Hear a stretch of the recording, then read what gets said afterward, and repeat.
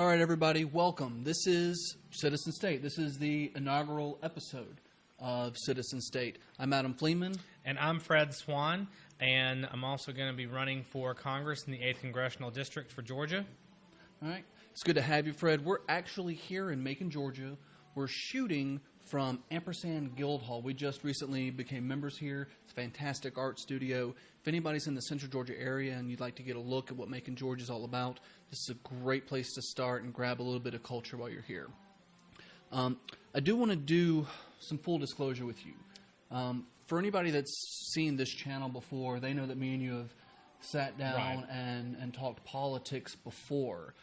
So I want to make sure that anybody watching this video, maybe somebody that's watching it for the first time, knows that we're friends. We've been friends for half of our lives. Yeah. And for this guy, I want nothing more than to see this guy succeed. You know, that being said, I'm not going to be easy on you when we do these conversations. No, I don't want you to. Okay, good. So you're going to be running for the 8th District here in Georgia. Yeah. I'm interested in the process because I like politics, but when you're on the outside of it, you're a little clueless on how it actually works. There's a lot of money changing hands behind the scenes, and I really, really want to know about the process of running for a political seat. So the first thing you have to know is that it takes a lot of money to run for a seat. That's why whenever you see an established politician, it seems like all they're doing is asking for money. Money, money, money. But the reason for that is because it costs a lot of money. First of all, to run for Congress, it takes $5,000 just to file for your candidacy before you do anything.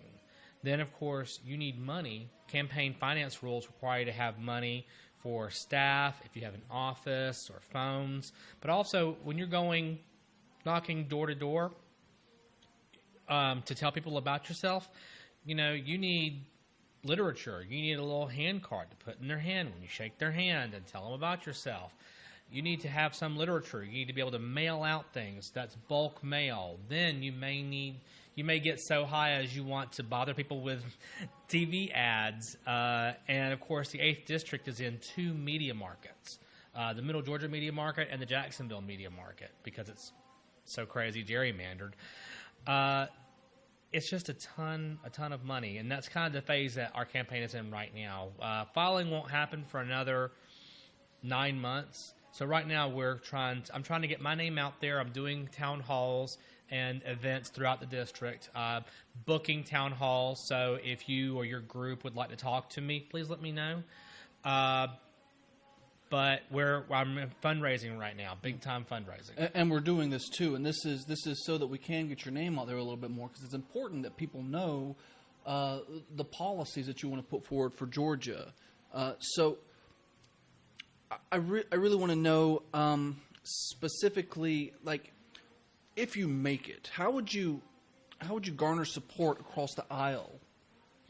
The political landscape, again, from just a fan of politics, the political landscape is a mess. And sure. And I don't know how a Democrat could actually gather support from a Republican anymore. But when you're talking about representing a state, that's very important. All politics is local.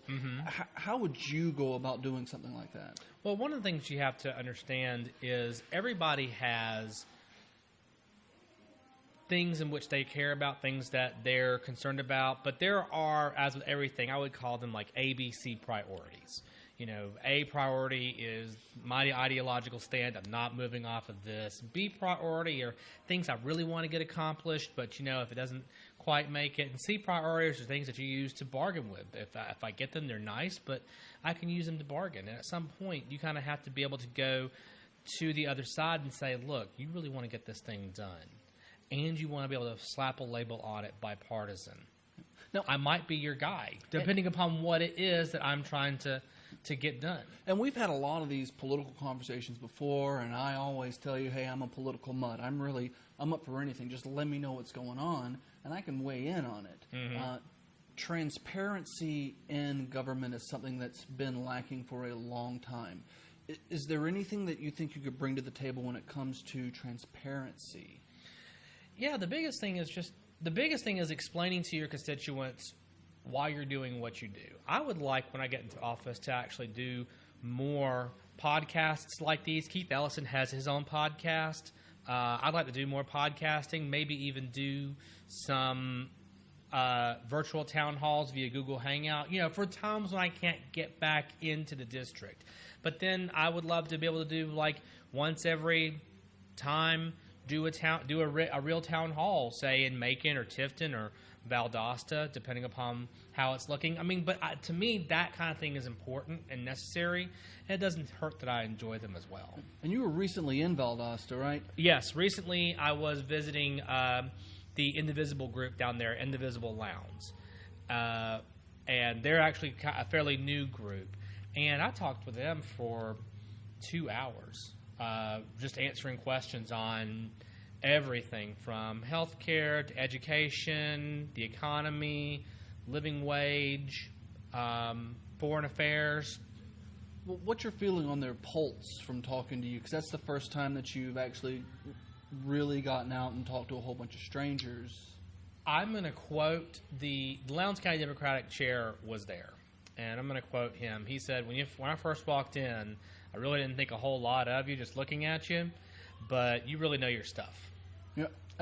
As a guy that's known you for a really long time, that's the perfect impression of you. Right. So all I'm asking is, give me a chance. Come out to a town hall, check out my website, see what I'm all about, because I think that I do share a lot of the values of the district that may not be currently represented. And so you mentioned a little bit about your roadmap. One of the biggest hurdles I see for you is breaking this statistic of non-general elections and polling in Democrats. What's your goals, or what's your plans in pulling in some of these voters that never turn out on non-general elections? What's one of the interesting things about that is that since the election of Donald Trump, it seems like so many people who were somewhat complacent have just sort of woken up. And I describe it kind of like you're driving down the road and you fall asleep at the wheel and you hit the guardrail and it wakes you up. And now we're having to get out of the car and see, is this thing drivable or not? Can we get back on the road, to continue this analogy to almost absurd lengths? But I'm seeing people, I've been involved in at least Middle Georgia politics for 8-10 years now. And I'm now, this past year, since January 20th, I am seeing faces I've never seen before. People who are involved and engaged saying, I did not realize this could happen. They really just thought Hillary was going to walk in and take it. Not that a problem. And now they realized, oh, wait, if I want to fight against the president or I want to change what's going on, I actually have to get involved. So you're seeing groups like indivisible groups cropping up in various cities and congressional districts. There's a local group here in Middle Georgia called Georgia Women and Those Who Stand With Us that has developed. And I'm trying right now to continue to garner their support. And these are people who may or may not vote in the off years, who may or may not be involved and engaged normally, who I'm now trying to work with and say, okay, what are your real concerns that's driving you out? Now, you mentioned all these different groups, because from an outsider's perspective, as a political mutt, I see lots of division, and it's not just in the Democrats. I don't pile on that. There's lots of division in the Republicans also. Mm-hmm. But one of those divisions inside of the Democratic Party I connect with a little bit. So I got to ask, are you a Justice Democrat?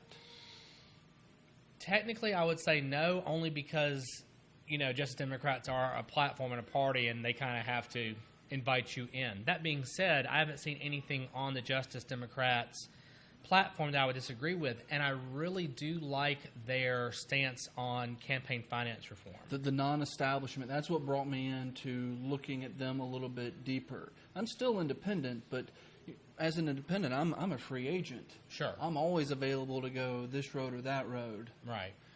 Well, I mean, and the thing about it is,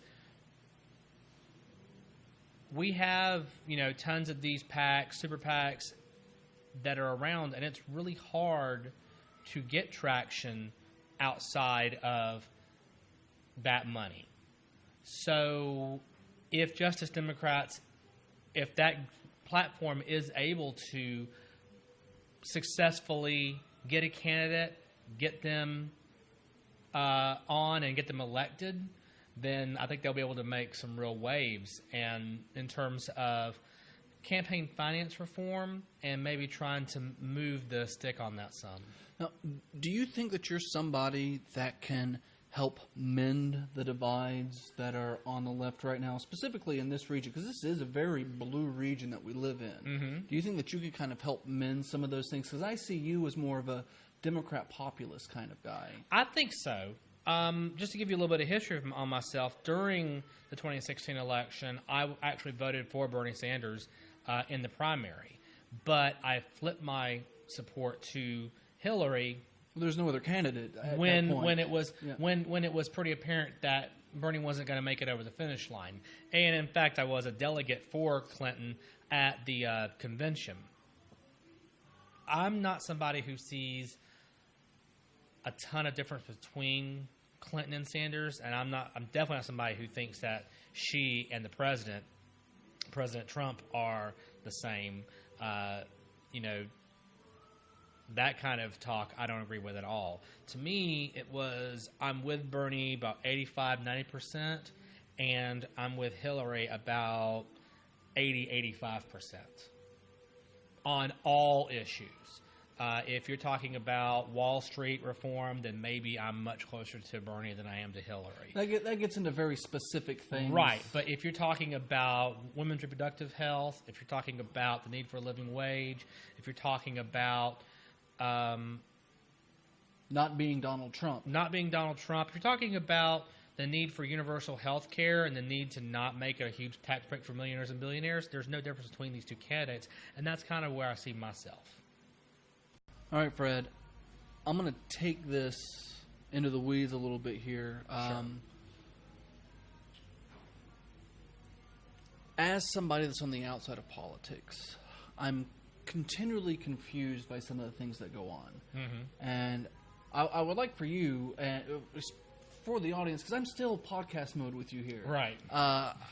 Can you give me a breakdown of how the balance of powers work? And I know that's very broad, so let's be more specific, and let's just say current events, specifically with the powers of war. Mm-hmm.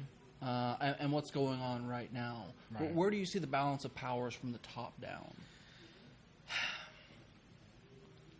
The president has the power to wage war, but Congress has the power to authorize war. Because they have to fund it. Right, because they have to fund it. And it's explicitly stated Congress declares war in the Constitution. Yep. Like the Constitution specifically gives Congress the power to authorize or to declare war, and then the president to enact that. But we live in a different landscape now. We're not declaring war anymore. Like Vietnam, there was no declaration of war. It was a conflict. And in Vietnam and Korea, they didn't. But then after Johnson's presidency in 1973, they passed the War Powers Act, which was a response to specifically Vietnam, but also to Korea to a limited degree, where there was no war declared. And what it said was a president can act before congressional approval for 48 hours, but then he must go to Congress to speak. And then after he goes to Congress to speak, this is still before declaration of war, he can still act for 60 days before either war must be declared or they must withdraw all troops and end all hostilities. This seems like a dangerous. It seems like an awful lot of power, because it used to be 30 days without without congressional approval. Now you got 60, which means like what just happened in Syria, where we just launched Tomahawks, right. And then we just walk away. Right, and I think that's kind of one of the more concerning things about the current administration is the capriciousness with which they use military might. We apparently Donald Trump looked at some pictures of dead Syrian kids and got weepy and decided to go launch Tomahawk missiles at Syria. There's no indication that he actually did any actual harm to Assad's regime. There's no indication that, I think planes were flying out within hours of the air base that they attacked. There's no indication that it had any real effect. Well, I mean, we spent lots of money on those Tomahawk missiles. Sure, it was $500 million for everything that we launched. And this has been my fear with this president the whole time, is I can't figure out a rhyme or reason to what he's doing. No, you say that, but the mud in me says we ran out of bombs. Yeah. While Obama was president. Right, but Obama went. First of all, Obama was prosecuting for the most part wars that he inherited in terms of Afghanistan and Iraq. If you're talking going to go into Libya, he went to Congress and got approval for all the actions that we did, and that's why we were leading from behind so much, because he was doing the right thing. Right, and lastly, with regard to that, he went to Congress again and asked for permission to bomb Syria, to do what Trump did, which makes... I don't question what Trump did. I wish we knew more about his reason, his rationale, because Obama gave his reason, his rationale. I think you're asking a little bit too much. I might be. My bad. And this Congress voted him down and said, no, don't go to Syria. And so he said, fine. And then when Trump did it, where I was like, I'm glad he did something. There was so much praise from both the right and the left. At least he did something. The Syria thing is so idiotic.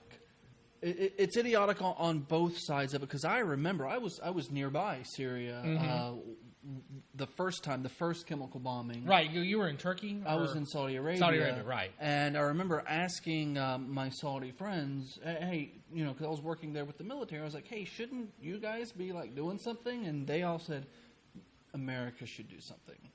And I'm an isolationist to a certain extent, especially when you don't know who your friends are. Mm-hmm. And we don't. And the people who we think are our friends in Syria weren't our friends yesterday and probably won't be our friends tomorrow.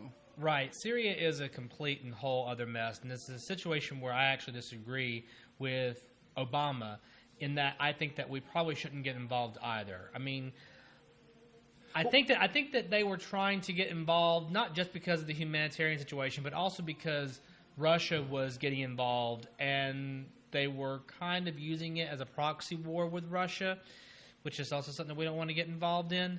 But another one, because we already have proxy wars going. Sure. But at the end of the day, we have to ask ourselves, what really are we gaining from that? And this is another Korea where we went in to stop the spread of communism. I still don't know what we gained from that. We went into Vietnam. I still don't know what we have gained from that. And these are reasons why I am mostly an isolationist. Let's use our military to defend ourselves, and we don't have to be Big Brother for the rest of the world. We don't have to go into every single skirmish that exists out there. But it's also one of the things where I still don't, and this is just, I don't understand the rationale. I don't understand the reason. Why are we doing these things, especially when there are other areas of the world that we could act where we might have a real impact. For example, why didn't we do anything against Boko Haram? I mean, because they're in Africa, and let's just be real. The military-industrial complex doesn't have a lot to gain by going into Africa. Right. They do have a lot to gain by going into Middle East countries. Right, exactly. And this is where I think that I can find some common ground with fiscal conservatives and peacenik liberals and say, look, maybe let's take our military spending, spend it at home on truly defense. It's supposed to be defense spending anyway. Let's truly make it defense. Be defensive and not offensive. Right. Yeah. And if there is a true, like, I would say we went into World War II, because we were attacked. We went into World War II because we were attacked at Pearl Harbor. But we had wanted to go into World War II before then because of the humanitarian crimes that Germany was committing. I understand that. And if you're acting as part of an allied group or a world group, that's one thing. But if you're unilaterally going in to just take care of democratically elected, well, let's be honest, largely democratically elected people acting against their own people, maybe that's not our job. And I also have the issue with going into war without declaring a war, because we have all these, we were talking about, the separation of powers. We have all these different representatives for a reason. They're supposed to represent us. And if we give the president the power just to drop some bombs without talking to other representatives which we've elected, then we're putting too much power in one basket. If you were to become, a representative for this district, how would you stop stuff like that from happening? The big thing that you do is you find allies in the House, people who you don't have to come to the same answer for the same reason. I think that's where we're running into problems. People want to only vouch for their ideology, but I can exclude the war hawks because we know they've never met a battle they didn't want to fight. But I can find the fiscal conservatives and the deficit hawks, meet up with the liberal peacenik, far left Dems, and begin working to build a coalition that way on that issue. I mean, we don't have to come to the right decision for the right reason. I'll take allies who think completely differently from me.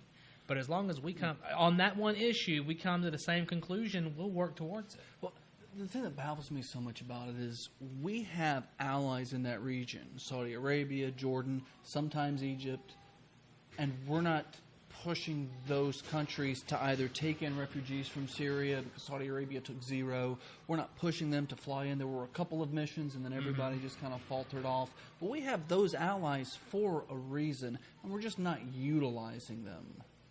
I agree. I agree. I think that much of our support for some of these allies should be contingent upon the actions that they're doing to stabilize their own region. And sometimes there's even indication they may be acting to destabilize some elements of their region as well, like Saudi Arabia. I mean, Saudi Arabia is already destabilized. Right. All right, so I want to hit you with a couple of quick things, quick thoughts. What are your thoughts on Citizens United? Let's go straight for the gut. Hate it.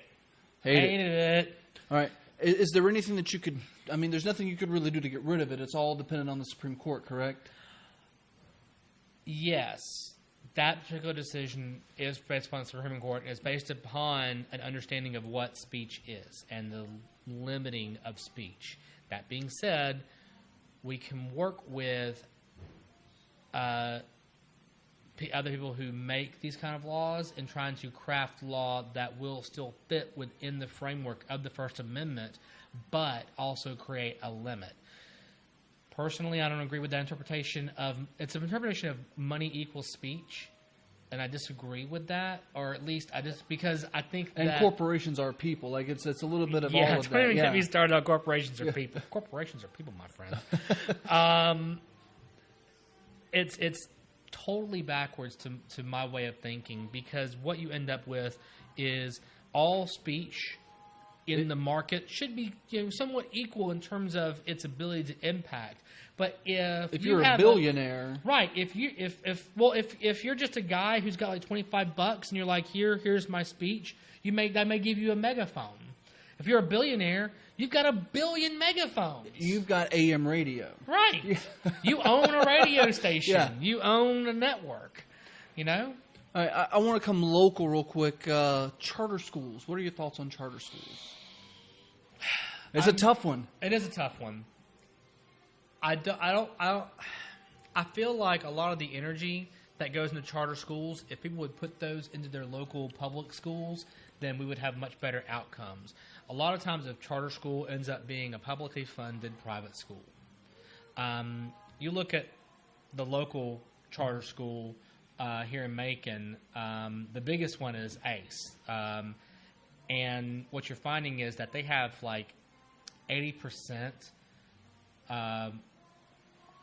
Caucasian, 20% of other minorities, African American, Latino, where we are a county that's over 60% African American, and this is supposed to be a place where you can go in, and it's a lottery system, so you would think it would hash out, but what ended up happening is that there is this disproportionate selection because there's no busing. It's way out far in the north of the county, and it's just hard for people in lower socioeconomic situations to get involved in that and take advantage of it. Well, on the surface of it, it does look a little like segregation. It is. It does. It's de facto segregation. Even if it's not segregation on purpose, it is segregated. And there are ways they can work around that, and there are things that they have refused to do to work around that. All right, next shot. Private prisons. Hate them. I mean, let's go into that. Break it down for me. I don't like them either. I don't like spending my... I don't... I think that they create... And this is a real quick hit. I think that they create a very bad incentive for these companies that own these private prisons to begin lobbying to make things more illegal, to create more criminals, because a thing that was necessarily not a great idea but wasn't criminal before now is criminal. You're putting people into the pipeline and then you're reducing the amount of people who are able to do these kind of programs to get out of prison. You're increasing recidivism, which just creates more customers because they need to fill beds. Because I just think it's a bad idea whose time has come. All right, Fred, last rapid fire, and I have a feeling that this one's going to go a little bit deeper. It's not going to be a rapid fire answer. It's just the rapid fire question. I got to work on my sound bites. That's really the big problem. Yeah, and this is a big sound bite, specifically for populism. What is your take on the war on drugs? Okay, so rapid fire answer: hate it. It is the entire concept has been a complete waste of money and resources. It has been a drain on our communities. It has created generational poverty in terms of mass incarceration. It's put seats in prison, which we just talked about. We just talked about the private prison issue. This has led to mass incarceration of young people for crimes that could be nonviolent, weren't life ruining, but the consequences, the legal consequences, become life ruining. When you just can have a little bit of marijuana and you get put in prison for that, suddenly now that goes on your record and it's going to affect your employment and whatnot. No one can tell me with a straight face that had that law been there, that criminal law been there, that person's life would have been worse. No, I mean, you can't say that with a straight face. Marijuana specifically, it being a Schedule I drug, it's pretty ridiculous. It's very ridiculous, especially when cocaine, I think, is a Schedule II, and crystal meth is a Schedule II. Right, and marijuana is a Schedule I. It doesn't make any sense whatsoever. It does if you think the pharmaceutical industries have a hand in that. Sure. And then we're talking Citizens United again. Right. So we do have a big issue in rural communities of the opioid epidemic, opioid abuse. Pill mills. Right. Absolutely. Pill mills exist. We know that the pharmaceutical industry dumps legal opioids, into communities where there's no way, unless they literally are just cutting off arms and legs every day, there's no way they need as much as they're getting pumped in. So what they're doing is somehow getting prescriptions for these things and then selling them on the street to people who are in dire straits, who have collapsing economies, where manufacturing is gone, coal mining areas where coal is starting to collapse under its own weight, even without EPA regulations. And I would hate to call something like this a catch-22 because it seems like almost the opposite, like a throw-22, because it seems that the pharmaceutical industries hook everybody on their drugs. And we've got this debate about healthcare going on, and the pharmaceutical industries will be in charge of getting people off of these drugs.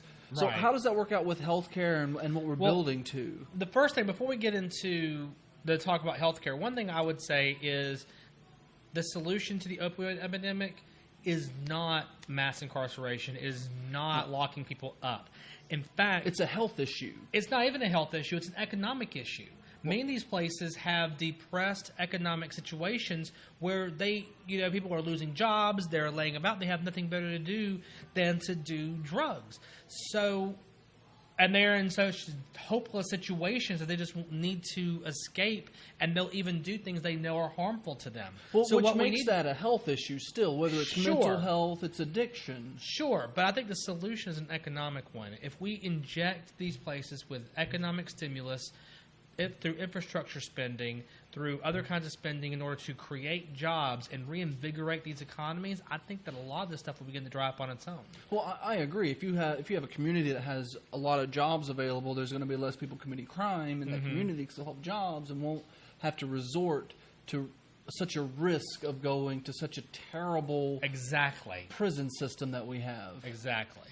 So I know we want to touch on healthcare, but I wanted to make certain that it doesn't seem like there's a connection between the opioid epidemic and economics, but there's a huge one. And if we're not beginning to address it like that, then we will continue to spend trillions upon trillions of dollars incarcerating our young men and women without ever actually solving the problem. And it's a web of things when it comes to this particular, because you have, again, we said Citizens United's in this, and you have the private prison industry in this, and you also have the FDA in it also, because they schedule these drugs in such a fashion.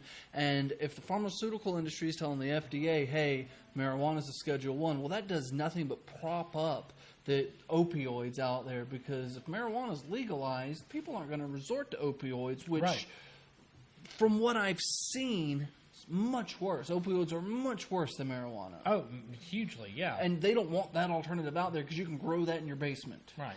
I mean, so I've heard. Right. I will say I am not necessarily ready to just flat out legalize marijuana. I'm glad that some of the states are doing it, because then we can see what goes on. But I'm definitely down with those communities that have decided to decriminalize marijuana. I think that the criminalization of marijuana is one of the biggest mistakes we've ever made in terms of our war on drugs. And there's nothing wrong with because right now, like, the state of Georgia has an opportunity. We can look at Colorado and we can say, all right, how are they doing? Right. You know, what steps did they take? What bills did they pass specifically? What was the wording in those bills? And then when is the actual impact? What is the impact on economics? What is the impact on healthcare? What is the impact on motor vehicle accidents? And look at these disparate impacts and see what you can link back to some sort of correlation. And incorporate the things that work, because I think that Georgia's. I mean, we're going to be the last in the Southeast to legalize marijuana, but we're in a position where if we were to move forward just a little bit, we could actually corner a market. We could create jobs here. We could change the direction that Georgia's been going in. And Alan Peake, a local state representative, has been championed for the CBD stuff. For the cannabis oil thing, for trying to get that through. And that's all well and good for the little bit that's doing, but the bill is a failure from the start, though. Right. But he's flat out said he will not do anything with regard to recreational marijuana whatsoever, won't even look at it, which I think is an extremist view. Like I said, I'm not ready necessarily to just flat out just legalize, but I'm ready to look at it. But it's still a drug, and we still say if you want these types of drugs, then you have to have a prescription from a doctor. But you know what? I mean, there are a lot of things that are drugs, and there are a lot of things that are psychoactive drugs, and there are a lot of things that are over-the-counter. So, we need to be we need to not be hypocrites. When But it comes it's also good to stuff. be cautious. Absolutely, and that's where I'm standing. Is I want to see. I'm not flat out saying yes, and I'm not flat out saying no. I'm saying let's just see what the results are. But I am ready to decriminalize. I'm all for decriminalization. I think let's stop putting people in jail for victimless crimes. Right, exactly. That's exactly what it is. You are just. I mean, you can leave DUI laws on the books. Well, that's not a victimless crime. No, it's not. So you can leave that there if that's your concern, that's how you'll be victimized by a DUI, then that's fine. Leave that on the books. But other than that, a guy just sitting in his living room enjoying a drug of whatever and just watching TV, who is he harming but himself? And at what point do we say we want to police how people harm themselves? Because at that point then, are we going to continue to allow people to eat at McDonald's? Are we going to continue to allow people to smoke cigarettes? Drink are we a going to beer? try and bring back prohibition for alcohol? We already have it. We have That's what- prohibition right now for the marijuana. And Right. we've made it such a high standard for the Schedule 1 thing. It really just blows my mind when they say that when the federal government says there's no medical purpose for this. Right. And yet we have states one by one legalizing it medically and recreationally. Right. Honestly, whether it has a medical purpose or not is irrelevant to me. This is kind of the libertarian side of me where I don't want to police people's individual choices about their lives.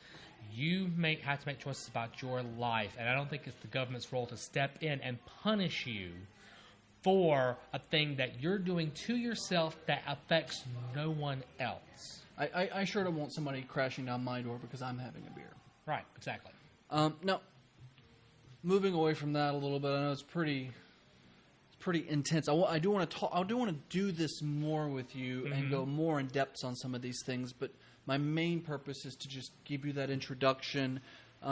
Do you have any events coming up that somebody who's interested could show up to and hear what you have to say live? What do you have coming up? I'm actually doing a town hall event at Wesleyan College in Macon on May 11th at 6 o'clock in the Taylor Amphitheater.